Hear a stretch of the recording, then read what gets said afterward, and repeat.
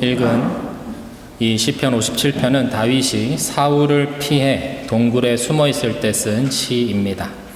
다윗이 사울을 피해 다니며 동굴에 숨어 있던 때가 성경에는 2번 등장하는데, 한 번은 아둘람 동굴이고 다른 한 번은 엔게디 동굴입니다. 정황상 사울이 3,000명의 선택된 정예 군사를 동원해서 다윗을 쫓았던 엔게디 광야의 시절에 이 시편 57편이 쓰여진 것으로 보여집니다. 먼저 1절의 말씀을 한 번 더 다시 읽어보겠습니다. 함께 읽겠습니다. 1절입니다. 오 하나님이여 나를 불쌍히 여기소서, 나를 불쌍히 여기소서.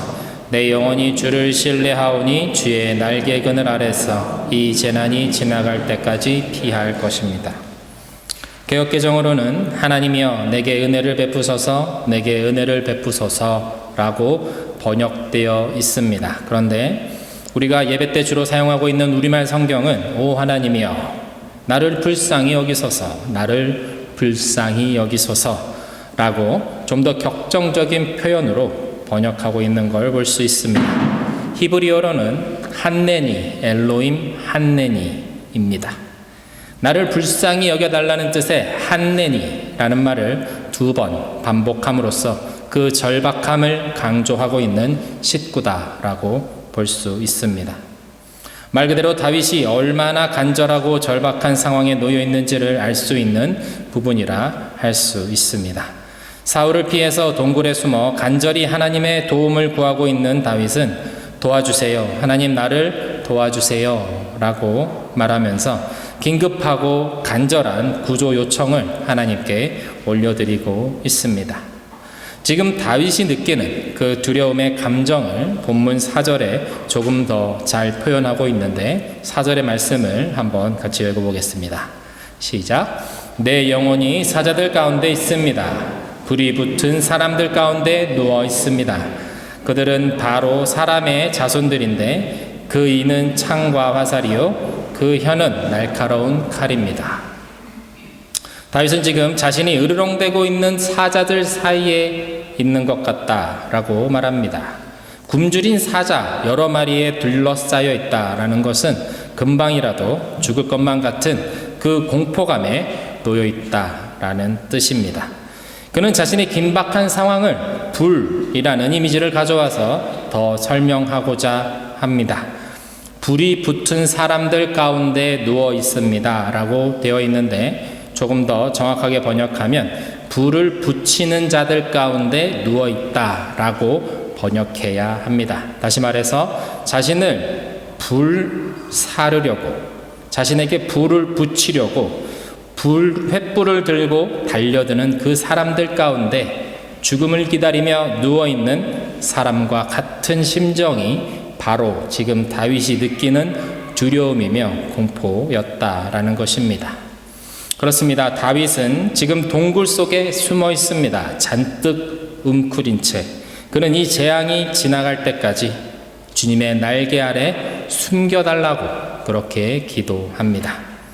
다윗이 생각하는 가장 두려운 일, 그것은 곧 사울과 그의 3,000명의 정예병들에게 사로잡혀서 처참하게 죽임을 당하는 그것이었습니다. 다윗은 제발 그런 일이 없기를, 다만 이 위기를 넘길 수 있기를 간절히 기도하고 있습니다. 우리가 잘 알듯이 다윗은 원래 그렇게 겁이 많은 사람은 아니었습니다. 다윗이 겁이 많은 사람이었다면 애초에 골리앗과 대결하려는 그런 시도는 하지 못했을 것입니다. 골리앗을 이긴 그는 이스라엘의 장군으로 수많은 전장에서 승리했던 용사 중에 용사이기도 했습니다. 그러나 그런 다윗이 지금 동굴에 숨어서 하나님의 도우심만을 구하며 부르짖고 있는 것입니다. 두려움이 없는 사람은 없습니다. 공포감에서 자유로운 사람은 없습니다. 한때 용맹을 떨쳤던 사람도 마음이 약해지고 두려움에 떨 때가 찾아옵니다. 이 두려움은 직접적으로 우리를 공격하지는 못합니다. 그러나 두려움은 마치 사냥개처럼 우리를 에워싸고 위협하며 하나님이 원하시지 않는 방향으로 우리들을 몰아갑니다. 두려움이 우리를 몰아가는 방향은 언제나 믿음의 반대 방향입니다.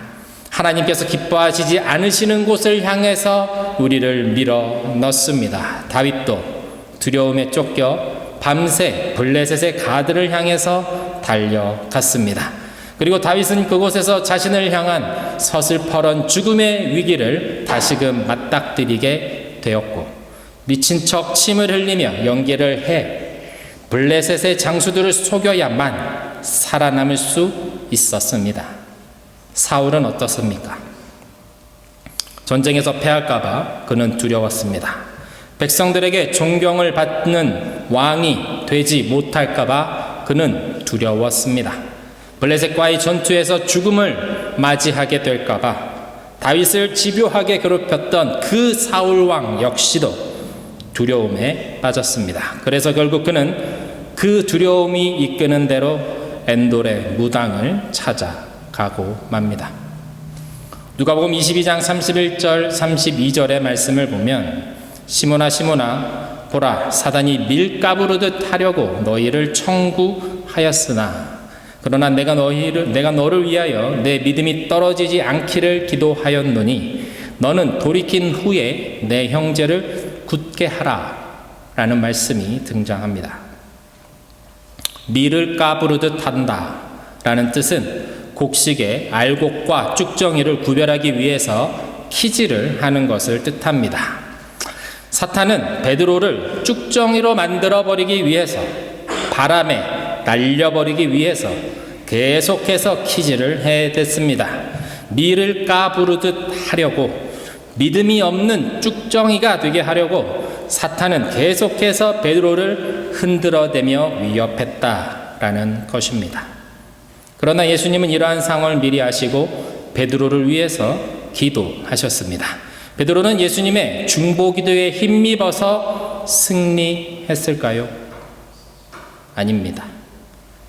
우리가 잘 알듯이 베드로는 예수님을 배반했습니다. 닭이 울기 전에 내가 너를 3번 부인하리라 라는 예수님의 말씀대로, 예언대로 베드로는 예수님을 욕하고 저주하기까지 하며 예수님을 모른다고 소리치며 부인했습니다. 베드로 역시 두려웠기 때문입니다. 예수님께서는 베드로를 위해서 이렇게 기도하셨다고 합니다. 내 믿음이 떨어지지 않기를 내가 기도하였다. 베드로의 믿음이 떨어지지 않기를 위해서 예수님은 기도하셨습니다. 그리고 돌이킨 후에 예수님을 배반했다는 그 죄책감에 사로잡혀서 주님을 떠나지 말고 다시 돌이킨 후에 주님이 원하시는 곳으로 가서 형제들을 굳게 하는 사역을 끝까지 해달라는 예수님의 말씀이었습니다. 예수님은 이미 모든 것을 미리 다 말씀해 주셨습니다. 베드로는 두려움을 이기지 못할 것이고 사탄의 시험을 이기지 못할 것이라는 것을 정확하게 말씀해 주셨습니다. 용감한 베드로는 주여 내가 주와 함께 오게도 죽는 데에도 가기를 각오하였나이다 라고 말하면서 예수님의 말씀을 받아들이지 않습니다. 예수님은 그런 베드로를 정죄하지 않으십니다.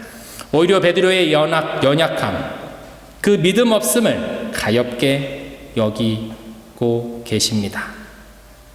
예수님은 자신에 대해서 욕을 하고 저주를 할 베드로를 눈앞에 두시고 그를 가엾게 여기십니다. 두려움에 떨며 당신을 부인할 그 베드로, 그런 그를 아시고도 베드로의 뺨을 어루만지시며 내가 나를 배반하더라도 돌이켜서 다시 형제들을 굳세게 하는 그 일을 끝까지 포기하지 않았으면 좋겠다라고 부탁하고 계시는 것입니다.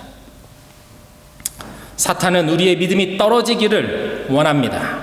세번역 성경은 이 부분을 믿음이 꺾이지 않도록 이라고 번역하고 우리말 성경에서는 믿음을 잃지 않도록 이라고 번역하고 있습니다.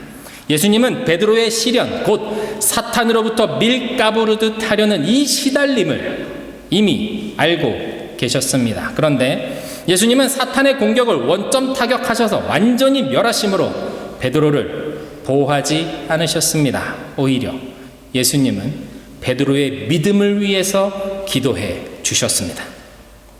베드로가 두려움의 시험 가운데서도 자신의 믿음이 꺾이지 않도록 기도하셨습니다.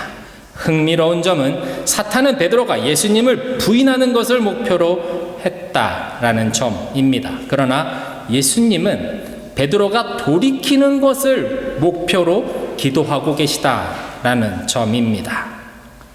사탄은 베드로를 밀가부르듯 괴롭게, 무섭게, 두렵게 해서 예수님으로부터 떨어지게, 예수님을 부인하게 하는 것을 목표로 하였는데, 예수님은 베드로가 부인한 다음에 다시 일어서서 예수님께 나오는 것을 포기하지 않는 것, 그리고 그 사명을 끝까지 이루는 것, 그것을 믿음으로 보시고 베드로를 위해서 기도하셨다라는 점입니다. 시련이 있습니다. 두려움도 있습니다. 우리가 살아있다라는 증거입니다. 살아있는 동안 이 시련과 시험과 고난과 두려움은 끝나지 않습니다. 그러나 감사한 것은 우리는 돌아갈 곳이 있다라는 점에 있습니다. 믿음으로, 예수 그리스도를 믿는 믿음으로 우리는 돌아갈 수 있습니다. 사랑하는 미넨 복음교회 성도 여러분, 믿음은 돌이켜 주님께 나아가는 것에 있습니다. 한 번, 두 번 넘어졌다고 해서 믿음이 없어지는 것이 아닙니다. 실패하는 것이 아닙니다. 그것은 사단이 말하는 것입니다. 예수님은 처음부터 베드로에게 그러한 것을 요구하지 않으셨고 기대하지도 않으셨습니다. 실패하는 것이 아니라는 것이죠. 예수님의 겟세마네 기도에서 잠들어 있는 제자들의 엉덩이를 걷어차시면서 1시간도 나와 함께 깨어서 기도할 수 없더냐, 호통을 치신 분이 우리 주님이 아니십니다. 마음은 원이로되 육신이 약하구나 라고 말씀하신 분이 우리 예수님이십니다. 아신다라는 것입니다. 다 아신다라는 것입니다. 우리가 얼마나 약하고 얼마나 부족한지, 얼마나 용기가 없는지 예수님은 너무나도 나를 잘 알고 계시다라는 것입니다. 사랑하는 성도 여러분, 혹시 시험 가운데 있으십니까? 두려움에 떨고 계십니까? 믿음이 떨어지지 않게 기도하십시오. 주님으로부터 완전히 떨어지지 않게, 믿음이 완전히 꺾이지 않게, 언젠가 다시 사명으로 나아갈 수 있게 다시 일어나 주님의 이름을 부르짖을 수 있는 내가 되게 해달라고 그렇게 기도하십시오. 이것이 우리 시련 가운데 기도하는 우리의 방법입니다. 시험을 이기는 기도는 믿음을 지킬 수 있도록 주님을 끝까지 놓지 않도록 나를 도와주십시오 라고 부르짖는 것입니다. 이것이 믿음입니다. 이것이 주님이 말씀하신 꺾이지 않는 믿음입니다. 베드로에게 고난을 허락하셨듯이 우리에게 시험과 고난을 허락하신 주님이 원하시는, 받으시기 원하는 고귀한 믿음의 기도가 바로 이것입니다. 이 고귀한 믿음의 기도, 믿음을 지키는 기도를 그 시험과 두려움 한가운데서 주님께 올려드릴 수 있는 저와 여러분이 다 되시기를 주님의 이름으로 축원드립니다. 다윗은 숨어있는 동굴에서 기도하며 믿음으로 나아갑니다. 하나님을 온전히 의지합니다. 하나님을 기억합니다. 그리고 하나의 결론에 도달합니다. 내가 할 수 있는 것, 지금 내가 할 수 있는 것, 그리고 끝까지 할 수 있는 것, 찬양하는 그것이었습니다. 오늘 본문 7절입니다. 함께 같이 읽겠습니다. 시작. 오 하나님이여, 내 마음이 정해졌습니다. 내 마음이 정해졌습니다. 내가 내 마음을 다해 노래하고 찬양하겠습니다. 마음이 정해졌다고 번역되어 있는 이 부분을 NIV나 NASB 성경에서는 My heart is steadfast 이렇게 번역합니다. 곧 나의 마음이 굳건해졌습니다 라고 번역하고 있는 것이죠. 하나님을 의지하며 믿음이 떨어지지 않기를 위해서 기도하는 다윗, 그는 비로소 자신의 마음이 회복되는 것을 느끼게 됩니다. 이 정해졌다라는 것, 이 부분을 두 번에 반복해서 강조합니다. 하나님, 내 마음이 정해졌습니다. 내 마음이 이제 정해졌습니다. 다르게 말하면 하나님, 이제 내 마음이 괜찮습니다. 이제 저는 믿음으로 다시 나아갈 수 있게 되었습니다. 라고 말하는 것과 같습니다. 그리고 그 다음에 이어지는 것은 내가 내 마음을 다해 하나님을 노래하고 찬양하겠습니다. 라는 그 고백과 선포입니다. 두려움 가운데 있던 다윗은 믿음으로 나아갑니다.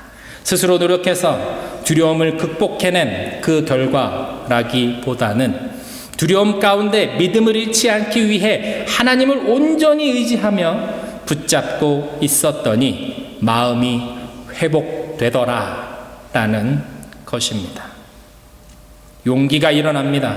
새로운 기대감으로 채워지는 것을 느끼기 시작합니다. 세상이 줄 수 없는 참된 평안으로, 샬롬으로 벅차오르는 그 가슴. 이제 다윗은 찬양하지 않을 수 없습니다. 이런 다윗의 구체적인 찬양의 내용이 이어집니다. 8절에서 11절의 말씀입니다. 제가 읽겠습니다. 내 영혼아 깨어라, 하프와 수금아 깨어라, 내가 새벽을 깨우리라. 오 주여, 내가 백성 가운데서 주를 찬양하겠습니다. 민족들 가운데서 주를 노래하겠습니다. 주의 인자는 커서 하늘보다 높고 주의 진리는 구름에까지 이릅니다. 오 하나님이여, 하늘보다 높임을 받으시고 주의 영광이 온 땅을 덮게 하소서. 많은 교회들이 이 8절의 말씀을 새벽 기도의 중요성을 강조하기 위한 구절로 사용합니다. 다윗과 같이 새벽을 깨우며 기도하는 것의 중요성에 대해 말씀하고 있는 것입니다. 그러나 문맥상이 새벽을 깨운다라는 것은 내 영혼, 하프, 수금과 함께 하나님을 찬양함으로 잠들어 있는 온 세상을 깨우고 싶다는 다윗의 찬양에 대한 그 열망을 시적으로 표현하고 있는 것이라고 할 수 있습니다. 다윗은 계속해서 찬양하고 싶은 것입니다. 쉼없이 그는 계속해서 찬양하고 싶은 것입니다. 찬양의 가장 근원적인 이유, 하나님을 높여드리는 그것을 멈추고 싶어 하지 않고 있는 것입니다. 하나님께서 다윗에게 샬롬을 부어주고 있기 때문입니다. 이 샬롬, 세상이 줄 수 없는 참된 평안은 하나님의 응답입니다. 다윗을 향한 주님의 마음이 부어지고 있습니다. 그는 어두운 동굴 속에 간절히 하나님을 찾고 있습니다. 바로 그때 하나님께서 살아계시고 여전히 자신을 돌보고 계신다라는 것을 그 어두운 동굴에서 다윗은 확인한 것입니다. 무엇으로요? 다름 아닌 그를 향해 부어지는 주님의 마음, 그 평안이었습니다. 이 평안은 기쁨이 되고 이 기쁨은 담대함이 되어 하나님 앞에 찬양으로 올려집니다. 다윗은 자신의 상황, 곧 고난과 시련의 해결을 위해서 기도하지 않습니다. 이미 그것은 해결되었기 때문입니다. 고난은 여전히 거기 있습니다. 시련은 눈앞에 있습니다. 여전히 그는 동굴 속을 벗어나지 못하고 있습니다. 밖에는 그를 잡으려고 혈안이 되어 있는 3,000명의 군대가 깔려 있는 상황입니다. 그는 하나님의 위대하심과 하나님의 영광을 노래하기로 합니다. 9절에서 11절의 말씀 제가 다시 읽어보겠습니다. 오 주여, 내가 백성 가운데서 주를 찬양하겠습니다. 민족들 가운데서 주를 노래하겠습니다. 주의 인자는 커서 하늘보다 높고 주의 진리는 구름에까지 이릅니다. 오 하나님이여, 하늘보다 높임을 받으시고 주의 영광이 온 땅을 덮게 하소서. 개역개정 성경에서는 이 구절의 말씀을 주여 내가 만민 중에서 주께 감사하오며 뭇 나라 중에서 주를 찬송하리이다 라고 번역하고 있습니다. 모든 민족과 열방이 다 하나님을 모른다 말하고 하나님을 찬양하지 않을지라도 나 다윗은 하나님을 끝까지 찬양할 것입니다 라는 고백입니다. 어떠한 상황에서도 하나님을 향한 그 찬양을 멈추지 않겠다는 다윗의 결단입니다. 사랑하는 민혜복음교회 성도 여러분, 우리의 예배가 다윗의 이러한 고백이 되기를 축원합니다. 주님을 향한 찬양을 모든 민족과 열방 가운데서 멈추지 않겠다는 우리의 고백이 오늘의 이 예배가 되기를 바랍니다. 일주일에 한 번, 한 달에 4번, 그저 주일이기에 가서 드리는 예배가 아니라 나의 상황이 어떠하든지 누가 뭐라고 하든지 간에 하나님을 찬양하는 나의 믿음이 꺾이지 않을 것이라는 우리의 고백이 오늘의 이 예배가 되기를 주님의 이름으로 축원드립니다. 시편 57편의 말씀에 곡을 붙인 찬양이 있습니다. 내가 만민 중에 라는 찬양인데요. 이 찬양 우리